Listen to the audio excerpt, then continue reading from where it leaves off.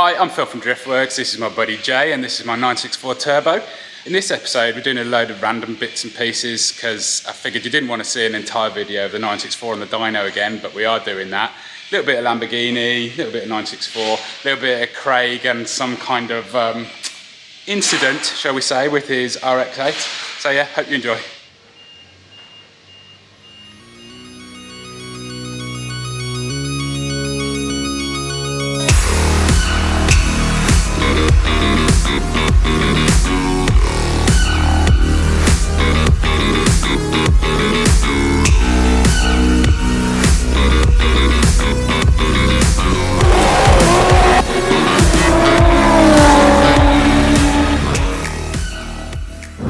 Jay's got the honour of the first tow with the new trailer. No pressure. I haven't crashed it yet. Yeah, because it's not like I'm a control freak and bad passenger or anything. No, I can crash it when I'm on my own, but with you here it's different, isn't it? Yeah, it's tow's nice, isn't it? Seems pretty nice. We're in Craig's van, or actually we're in Craig's old van. It's Webby's van now, but yeah, we're in his van because my RS6 is up for sale.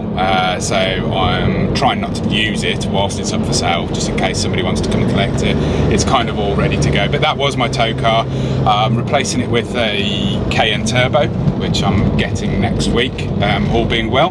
But yeah, we're just on our way to Pro Tuner with the 964 on the back, and in addition to that, AC Bins, who are the transport company who took the Lamborghini to Poland for me for Ultra Race, they've just rung me saying they're at Greg's postcode, Pro Tuner's postcode, ready to unload the Lambo as well. So it's going to be well, it's already been a bit of a hectic morning. It's going to be even more hectic in a minute. I forgot to say why I've got a new trailer and I'm getting the KN Turbo.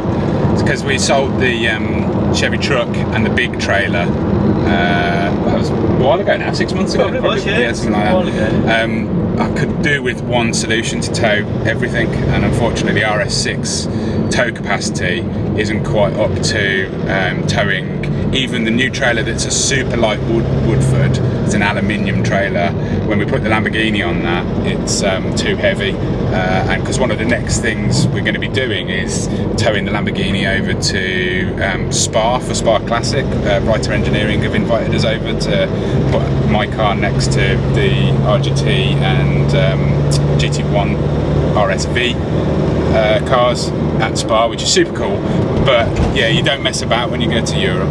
They know the towing law. Yeah. So I wanted to make sure I'm super legit, and also, you know, it's man logic, man rules. Upgrade on the car, upgrade on the trailer. There we go. So yeah, the 964 fits on the trailer really easily with loads of room spare. The Murcielago is going to, the rear tyres are going to overhang by about 15 mil, I think, each side, something like that, which is absolutely perfect, and the towing weights are absolutely perfect, and I shouldn't have to worry about a thing. So yeah, there you go, that's the reason.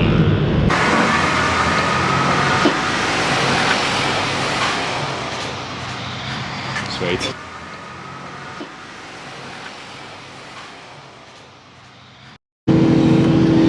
Started up lovely.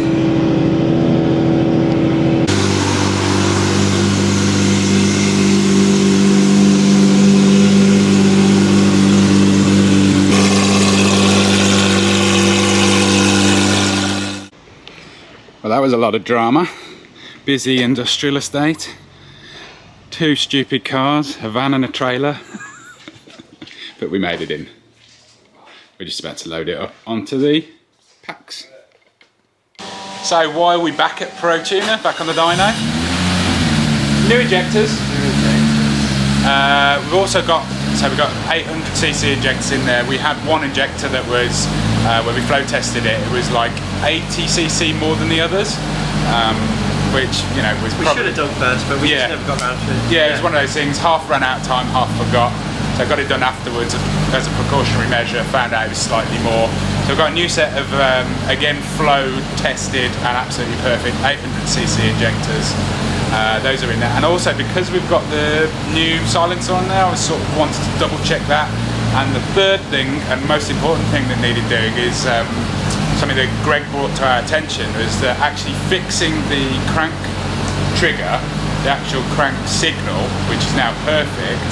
You say that it could potentially alter the base timing, and it did. And it had, yeah, at nearly 2 degrees, it had actually changed the base timing. So yeah, it's very good that we're back here basically to hopefully just make sure everything is absolutely perfect on this. I don't know if we explained that issue, did we? No, we didn't. We just said we fixed it, but it was so the sensor was too far from the flywheel.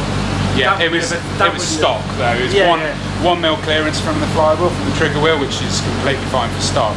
But this needed 1/2 mil. Well, this has got 1/2 mil. Reads much better. And then I can't remember exactly which round it is, but it was the type of sensor that was wrong basically. It was a Hall versus it was a Hall or a reluctor, and we had it the wrong way around. So yeah, because it was the only way that it would run, and it would run like most of the time. But yeah, it was starting to show issues at the end of the last dyno session. With it massively cutting out and stuff, so hopefully, like I say, well, we haven't had a trigger error at all in all the driving that we've done, so yeah. And not forgetting, of course, now that the engine has been out and back together with new forged rockers in it, rocker arms, it's essentially exactly the same, but you know, just want to make sure everything's checked and correct before I go and do too much. Yeah.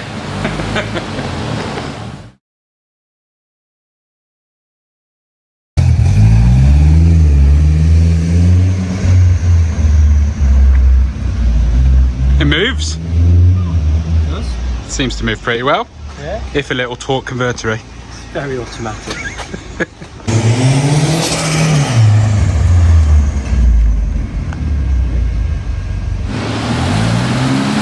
It's probably a bit hard to tell on video, but my God, it sounds good. It sounds quiet, but yeah, you can actually hear more of the engine. I'm sure it's about to make a row once the wastegate opens, but yeah, I'm really happy with my decision to go with the bigger silencer on this, that's for sure. I've got to film like a children's. The internet told me I've got to film like a children's up this way. You're too old for that.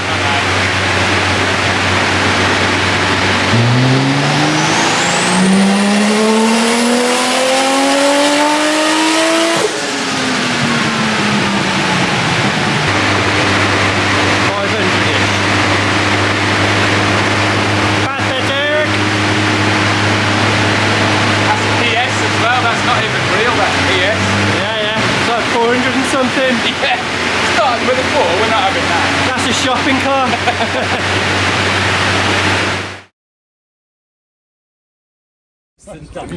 What's happened, Craig? Well, that's just fell on the floor. Surely that should not be on the floor. That's a bit hot actually. Hot. Be inside. It's this side, Right, I think. it's getting an LS. I think it's... It's what? It's between 1 and 4. Yeah. I literally, I haven't even got the wastegate hooked up, so it's not making any boost. It just literally come up there, and it just like made like a hiccup, and then just boom, clatter, like bits, and like. Honda's it? It's still running. I thought it's still running, but like making quite a bad noise. Just running on 3 or 2. You wouldn't have had this issue if you put an SR in it, Craig. It wouldn't have made it. Well, it's not yet. It wouldn't have made it. That's so disappointing. You're not mapping tomorrow then? I'm not mapping tomorrow now. At least I can chill now. They want to buy a track day. Happy. Right, Eurocrew are here to do a push. Let's go. We brought Eurocrew just to push. Yeah. You know, I'm gonna... Hang on. Oh, Just to push the RX8. you can sit in. Pretend, make some noises. I think it's making enough of its own noises. You say it would change the engine, no problem, so I think it's still having problems. It wasn't ready for that, you know.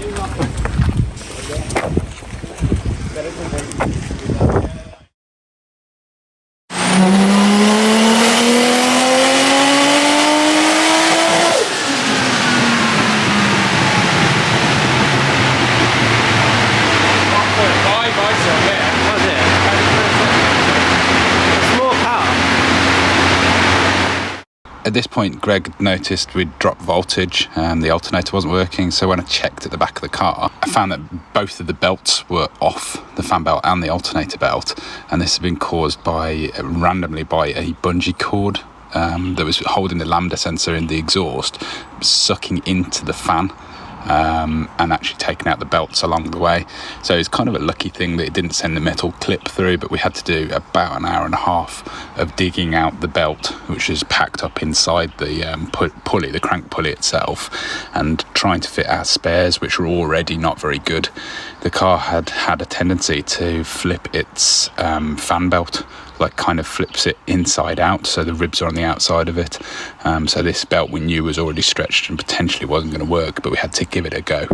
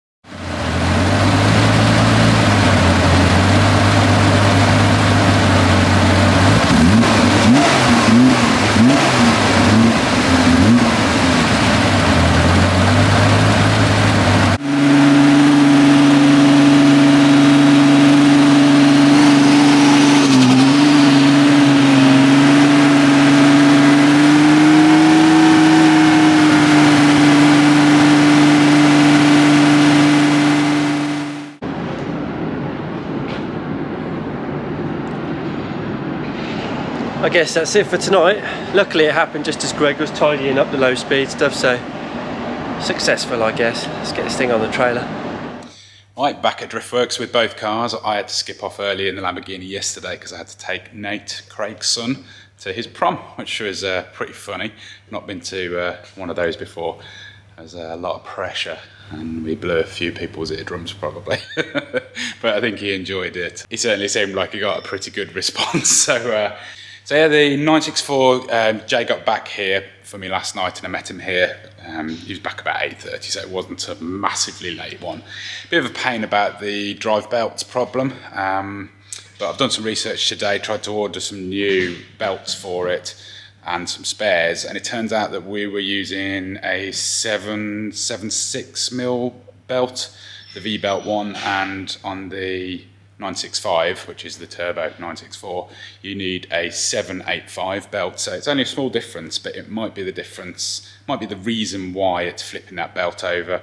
Also, I've ordered one cheap one, and I've got one on the way from Porsche on Tuesday next week. But I'm hoping to be able to get the belts back on this and head to C&M tomorrow in it with the family. So fingers crossed I can get that sorted. It's currently about 4:30. And I'm going to go and collect a couple of belts at about 5 o'clock. So cross fingers on that one.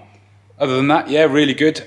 Same power as before, 582 at just tickling into 1.5 bar. That's 582 at the wheels, or actually specifically at the hubs. So yeah, about, what's that, sort of 5-6 horsepower more than it was last time. Also, I forgot to show you, we've got some power steering improvements. So we went for, you may recall we're having problems with the A-class pumps. We did 2 of them in less than 350 miles, something like that. We've replaced it with an Astra power steering pump. But whilst doing that, we also found out the problem why we were breaking the A-class pumps, or why we believe we were breaking them. It's because we were actually running the 12 volt signal wire. So you've got a 12 volt main feed which goes to the battery through a big fuse. The signal wire we're running directly out of the Haltech ECU as an output, thinking that it only required a tiny amount of juice, of amps, and it didn't. It was actually causing enough problem to kind of go down to about 4 volts, which we think was obviously the cause of the entire problem. But it's no problem because this is actually a superior unit. It's much quieter, so I'm way happier with it.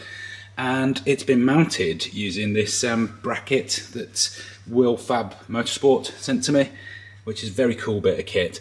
I was looking at the mounts. So first of all, we needed a different fitting. There's a specific fitting for an AN fitting to -6 for these pumps. Struggling to find one. Found it on eBay and then got contacted by the guy, and he actually does this bracket as well. It's a really nice way of mounting it because it's got a very strange angle on 3 rubber bushes here.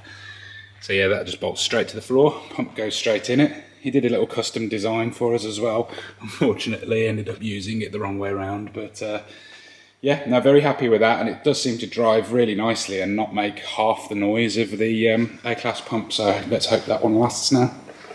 So, had a weekend journey, and we still have belts. I had looked at respacing this slightly, putting a different spacer behind the fan here, because it looked like it might have been like 1mm out, but couldn't end up doing it. What we did do is change to some high quality belts. So we've got a Gates belt, and this is another one, I can't remember what brand it is, not Gates, but it seemed to be a lot stiffer. And yeah, I've done another few miles. I've done an enthusiastic drive without my family in it as well, and touch wood, it's still on currently, so maybe it was all in the length of that, being just a few mil longer, solve the problem, but I think Jay will be with me on this one if neither of us have to change belts on this thing again. I mean, we've got a sort of fan out now, it's mangled it. It's made it a little bit scuffed, but Yeah. yeah, it's still fully functional. So I might just leave it for a bit. Yeah, we'll clean off the rubber and hope for the best. Yeah. So yeah, I think we'll call that a success. I hope you enjoyed the slightly random video. If you did, let us know in the comments whether you want to see more stuff like this where we just pick up a camera when we can. But yeah, thanks very much for watching. Give us a like if you did enjoy it, and make sure you subscribe with the bell icon ticked. All that nonsense, and if you feel like buying stuff in the shop, always much appreciated. Cheers guys.